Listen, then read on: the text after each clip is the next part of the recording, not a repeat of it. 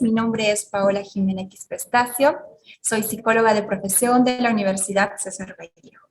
Hoy vamos a tocar el tema pensamiento sistémico en el clima organizacional. Primero vamos a dar un alcance a lo largo de la historia de las diferencias y la adaptación que ha tenido las organizaciones.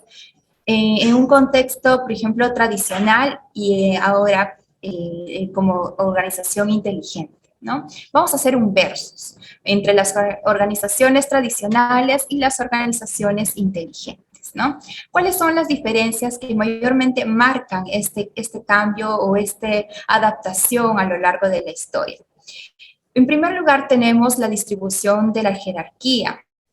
Antes era muy importante establecer los límites entre el gerente general, el administrador y los demás áreas. Ahora, por ejemplo, en las organizaciones inteligentes vemos una mayor cercanía, ¿no? Muy diferente en las organizaciones tradicionales que, por ejemplo, se centraban en las oficinas y no tenían mayor interacción con los demás personal, ¿no? En cambio, ahora las organizaciones tienen una mayor comunicación con el personal, los visitan, están pendientes, digamos, incluso hasta de su vida, ¿no? Entonces, ahí se nota el cambio y la adaptación de los modelos tradicionales con los modelos actuales. Otra diferencia vendría a ser que las decisiones en el modelo tradicional se tomaban de manera rigurosa. Es decir, que lo que se tomaba en la primera instancia, en la decisión, tenían que acatar los demás personal. De lo contrario, eran apartados, ¿no?, de la organización. Muy diferente eran las organizaciones inteligentes que ahora incluso toman en parte, ¿no?, las opiniones, lo que puedan, digamos, las ideas, la innovación que puedan tener el personal de ahora, ¿no?, de las organizaciones inteligentes. Otra diferencia vendría a ser el énfasis en utilizar los recursos materiales. En las organizaciones tradicionales, ¿no?, en las grandes fábricas que se abrieron en un principio de la historia, tomaban importancia la maquinaria, lo que era el proceso, pero en la implementación de las maquinarias, de los insumos, eso era el principal, digamos, recurso que para ellos era más importante, ¿no? En cambio, las organizaciones inteligentes no solamente vela o implementa las técnicas modernas, ¿no?, lo que es las maquinarias o la tecnología, sino que también vela para que su personal sepa manejar estos instrumentos, ¿no? Porque de qué sirve tener, digamos, la máquina más actualizada o, digamos, la de mayor alcance si mi personal no la sabe utilizar o no la sabe aprovechar, ¿no? Entonces, otra, digamos, diferencia vendría a ser el énfasis de no fomentar la participación de la autonomía o en equipo. Esto es muy diferente, por ejemplo, en las organizaciones inteligentes, porque esta sí recibe, digamos, la cercanía con el personal y fomenta el trabajo en equipo porque conoce, porque sabe que de esta manera se puede llegar a una visión compartida y por ende tener resultados compartidos también, ¿no? Donde se resuelve en un ganar y ganar, ¿no? Tanto gano yo como empresa, pero también ganan mis trabajadores a poder alcanzar sus objetivos personales y también compartidos conmigo, ¿no? Muy bien. Continuamos con los conceptos generales del tema de hoy. ¿Qué es el pensamiento sistémico? El pensamiento sistémico se encuentra basado en la teoría general de los sistemas, es decir, en la suma de sus partes, ¿no? Como ahí ven en la imagen, una idea, ¿no? Y está obviamente conformada por las partes, serían estas cuatro partes. Y estas interactúan, o bien sea una interacción, digamos, entre el entorno, entre las fases, entre todo en realidad, ¿no? Y busca arribar, digamos, o graficarse mejor en una conclusión, digamos, compartida, ¿no? Por ello se dice, ¿no?, que se realiza un análisis mucho más profundo de los problemas que se plantea. Este es un pensamiento de realidad sistémico personal, pero que también se puede llegar a hacer entre todos, ¿no? Y esto va mucho más, pues mucho va de la mano con el que es el clima organizacional. El clima organizacional, Chavenato, es un autor, un administrador, ¿no? Muy conocido, que dice que el clima organizacional puede ser definido como las cualidades, propiedades del ambiente laboral. Estas son percibidas y experimentadas por el personal, bueno, o por la organización, y que además tiene una influencia directa. En realidad, si ellos tienen, digamos, viene por varios componentes, ¿no? En realidad tiene bastantes dimensiones, que es el clima organizacional, un tema bastante amplio, pero en este caso vamos a verlo como un sistema, ¿no? Y esto vamos a aclararlo mucho más adelante. Ahora, para entender lo que es el pensamiento sistémico, hay que verlo, como ya lo mencioné, como un conjunto de todas sus partes, ¿no? Ahí vemos en la imagen que en realidad tiene muchos componentes, ¿no? Por ejemplo, todo está interconectado, los modelos mentales, que somos interdependientes, superar o la mirada tridimensional, somos naturaleza. El pensamiento sistémico se refiere a que si yo estoy aquí ahora, en mi entorno, por ejemplo, en el escritorio viene siendo parte de mi trabajo, o de repente mi empresa viene siendo forma de mi trabajo. O sea, todo tiene que ver para que yo esté aquí ahora. Ahora, uno de los, bueno, o varios conceptos para entender el pensamiento sistémico son los siguientes. Uno, integra el pensamiento creativo, el estratégico y el control para lograr que los proyectos se lleven en práctica, ¿no? Como dice, es un pensamiento creativo, o sea, no solamente me concentro en la primera cosa que veo, sino que explayo mi imaginación y puedo agarrar mucho más información para generarme una estrategia. Ahora, sus conclusiones van más allá de lo que muestra como un incidente aislado, sino que llega a comprender más profundas los sucesos, ¿no? Lo que decía, ¿no? Por ejemplo, si hay bajas ventas en una empresa, ¿no? Eh, Mayormente alguien que no tenga el pensamiento sistémico se va a centrar a que mi personal de ventas no está trabajando. Pero de repente no es solamente ese es el problema que se evidencia, sino que de repente el área de marketing no está haciendo buen trabajo o de repente falta ahí una cosa. Entonces, es ello, ¿no? Es ver de todo y no solamente concentrarnos en una sola cosa. Otro concepto del pensamiento sistémico es un medio de reconocer las relaciones que existen entre el suceso y las partes que lo protagonizan, ¿no? Lo que veníamos diciendo, por ejemplo, el tema de ventas. Otro concepto permite mayor conciencia para comprenderlos y capacidad para poder influir e interactuar con ellos, ¿no? Si yo ya sé que de repente el área de ventas no es completamente el responsable, digamos, de generar o de que vengan los clientes, entonces voy evaluando, ¿no? Puede ser no solamente el área de marketing, sino también puede ser el área de redes sociales, por ejemplo, o por ejemplo, no sé, que no se está viendo una comunicación entre el jefe directo con el personal netamente de ventas, ¿no? Ese es el pensamiento sistémico.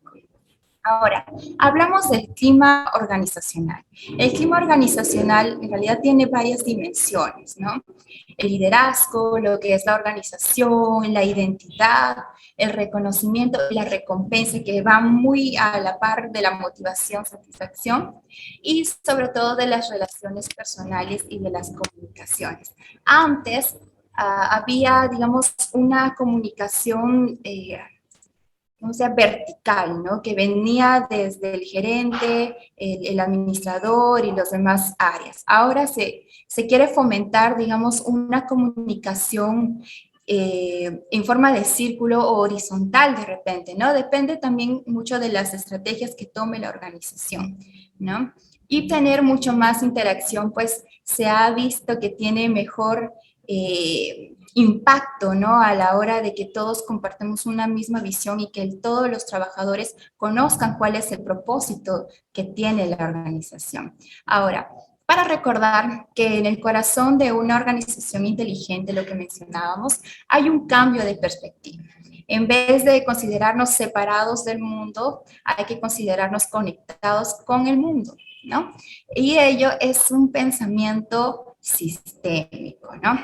Ahora, para ver mayormente la adaptación de este modelo tradicional que vendría a ser las empresas anteriormente, se ha visto una adaptación en el mundo actual que vendría a ser en realidad el núcleo, el aprendizaje.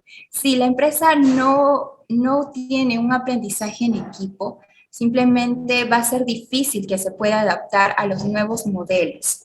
Por ejemplo, el aprendizaje es el objetivo principal, ya que si sin el aprendizaje estamos conectados a hacer lo mismo y obtener lo mismo, ¿no? O sea, por ejemplo, si aparece un problema en la empresa, nuestra idea o nuestra intervención va a ser una solución de corto plazo, pero yo no aprendo de ello, no estoy aprendiendo, sino que simplemente estoy interviniendo en el acto. Eso va a hacer que a lo largo, bueno, a unos meses de repente, se vuelva a cometer el mismo error y así sucesivamente. Siguiente, la unidad fundamental del aprendizaje en las organizaciones modernas no es el individuo, sino el equipo. Si los equipos no aprenden, la organización no puede aprender. No se habla ya, digamos, del tema individual, sino estamos integrando lo que es el pensamiento sistémico. Si yo estoy aprendiendo, quiero que mi compañero también aprenda y podamos, digamos, adaptarnos en una misma línea, ¿no? Para poder obtener mayormente resultados favorables para todos, ¿no? Y la siguiente postura es el aprendizaje sistémico, es poner nuestra creatividad al servicio de las dificultades, o en este caso dolores, de nuestra organización. Si yo creo que yo hago solamente mi trabajo, quizás no me va a importar o no me va a interesar, mejor dicho, lo que pueda suceder en otras áreas. Pero de repente yo también puedo dar una idea o puedo innovar algo, ¿no? Y compartirlo con mi compañero para poder juntos crecer, ¿no? Porque si digamos, una llanta del coche no está bien o se pincha, mejor dicho, el coche no va a avanzar y por ende yo también me voy a perjudicar. Ahora, hay que entender esta frase muy bonita que dice, si presenta el problema sin la solución, es probable que seas parte del problema, ¿no? Muchas veces vamos con nuestro jefe, decimos que esto no está bien o esto está mal, y quedamos ahí, ¿no? Solo se presenta el problema. Pero, ¿qué no estoy haciendo por eso? ¿Cuál va a ser mi siguiente acto o cuál va a ser mi comportamiento frente al problema, ¿no?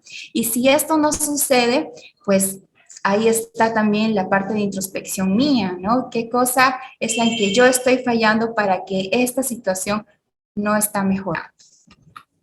Ahora, veamos lo que son las 7 barreras para el desarrollo del clima laboral en el pensamiento sistémico, ¿no? Estas, por ejemplo, son el modo en las que están diseñadas, mayormente administrativas, ¿no? Que se definen las tareas y se mantienen en un rígido, digamos, parámetro, ¿no? Y estas obviamente vienen enseñadas desde mucho antes, ¿no? De cómo poder interactuar, de cómo nosotros nos vamos comportando frente a un medio, frente a un entorno, ¿no? Entonces, las 7 barreras del desarrollo del clima laboral son, en primer lugar, tenemos yo soy mi puesto, ¿no? Ese se hace referencia a que la persona solo va a hacer su trabajo, cumple un horario y tratan, digamos, todas sus fuerzas a cumplir con eso, no solamente van y se concentran en lo que tienen que hacer y cómo hacerlo y nada más. O sea, no van más allá de que de repente yo pueda innovar mi situación. Eso se nota, por ejemplo, cuando tú le preguntas a alguien a qué te dedicas o cuál es tu actividad en el día. Y es lo que te dicen, ¿no? Yo tengo el puesto de tal, hago esto, esto y lo otro, ¿no? Pero no mencionan su propósito, ¿no? No dicen para qué yo estoy trabajando de repente, ¿no? A eso se refiere con yo estoy en mi puesto y esto es muy complicado y digamos hasta peligroso porque es como decir que va a calentar solamente el asiento, ¿no? Cuando en realidad las organizaciones inteligentes buscan que el personal pueda ampliarse mucho más y pueden abarcar mucho más siempre y cuando lo puedan manejar también, pues, ¿no? Muy bien. La segunda barrera vendría a ser el enemigo externo.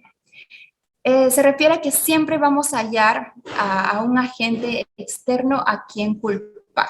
Es el síndrome del enemigo externo, ¿no? Que este vendría a ser en realidad un subproducto del yo soy mi puesto, ¿no?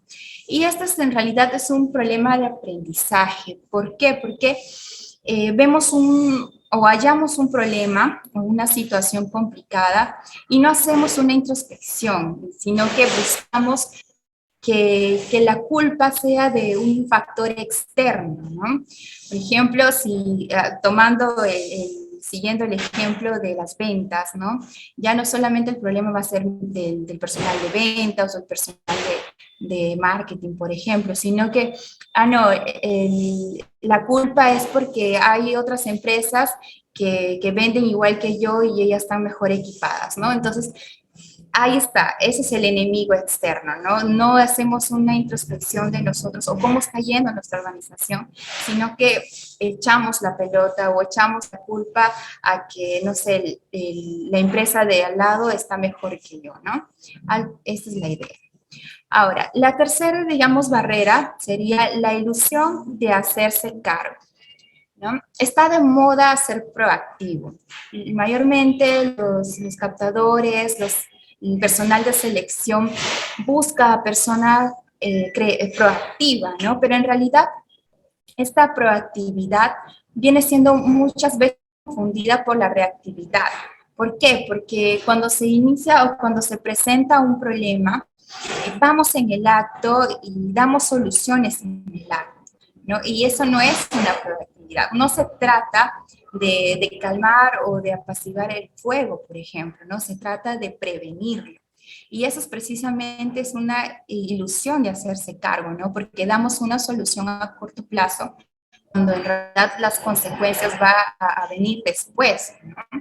Ahora, la siguiente barrera, la cuarta barrera, sería la fijación en los hechos. El aprendizaje generativo no se puede sostener en una organización si el pensamiento de la gente está dominado por hechos inmediatos. Es lo que decíamos, ¿no? Si yo me voy a fijar en el momento, en el problema que se evidencia, por ejemplo, un reclamo de un cliente, ¿no? Por el maltrato de un personal, ¿no? Yo solo me fijo en la persona, me voy y le reclamo, o no reclamo, sino le llamo la atención a este personal, pero me estoy fijando en el hecho, ¿no? En el momento, más no de repente hago una reunión entre todos, entre todos los personal de ventas y pregunto, ¿no? ¿Qué está pasando? ¿Cómo van de repente entre ellos? Si de repente la comunicación está fallando o no están satisfechos.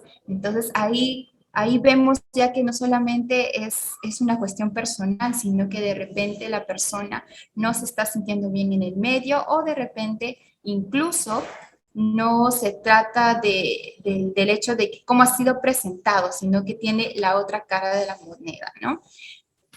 Ahora, la siguiente barrera, que vendría a ser el número 5, es de la parábola de la rana hervida. Muchos hemos escuchado de esta historia, ¿no? Que trata en realidad de una rana que se pone en una olla y se va subiendo el fuego, ¿no? Lentamente esta rana está cómoda, el agua es tibia y poco a poco esta rana va siendo hervida, ¿no? Termina siendo hervida. Es lo mismo, la mala adaptación a las amenazas crecientes para la supervivencia aparece con tanta frecuencia en los estudios sistémicos de los fracasos empresariales, ¿no? Para aprender a ver procesos lentos y graduales, tenemos que aminorar el ritmo y prestar atención no solo en lo evidente, sino en lo sutil. Aquí se pierde, digamos, esta intuición de la amenaza, ¿no? Nos vamos acostumbrando o lo vamos generando como una normalidad, por ejemplo, tener pocos pacientes, ¿no? O pocos clientes, por ejemplo, ¿no? Y no nos damos a cuenta a que de repente no solamente nosotros estamos fallando, sino que de repente otras empresas están brindando otro tipo de servicio con mayor plus y nos estamos quedando, ¿no? Porque entramos en este vacío, digamos, de poder evidenciar estas amenazas, ¿no? Y obviamente crecer como empresa. Ahora, el sexta barrera vendría a ser el mito del equipo administrativo. Esto es lo que mencionaba con las organizaciones tradicionales, ¿no? Porque se centra, por ejemplo, en un equipo de 4 o 5 administrativos y todas las coordinaciones quedan en ellos, más no lo socializan, más no hacen una retroalimentación con toda la empresa, ¿no? Es un grupo escogido de dirigentes energéticos experimentados para representar las diversas funciones y pericias de la organización. Ahora, la siguiente barrera, que vendría a ser el número 7, se aprende con la experiencia, ¿no? Tenemos, digamos, este pensamiento, ¿no? De que lo que no conozco de repente voy a poder aprenderlo con la experiencia, pero muchas veces las decisiones que tomamos ahora no la vemos a futuro, ¿no? Y esto también tiene que ver mucho con la runner vida, ¿no? Porque no sabemos que ya la solución está ahí, que hemos puesto, digamos, calmar aguas, ¿no? En el fuego que está ahí presentado, pero no nos damos cuenta que de repente la ceniza, por ejemplo, viene a ser un problema a largo plazo, ¿no? Y esto es muy peligroso para la organización cuando no evidenciamos esta comunicación entre el equipo administrativo con el personal que va a acatar a lo que se decide, ¿no? Muy bien. Ahora, para poder fundamentar mucho mayor o para que sus conocimientos crezcan en lo que es el pensamiento sistémico, les voy a recomendar este libro que se llama La Quinta Disciplina en la, ¿no? Este libro es de Peter Senge, es un libro que habla sobre las organizaciones inteligentes.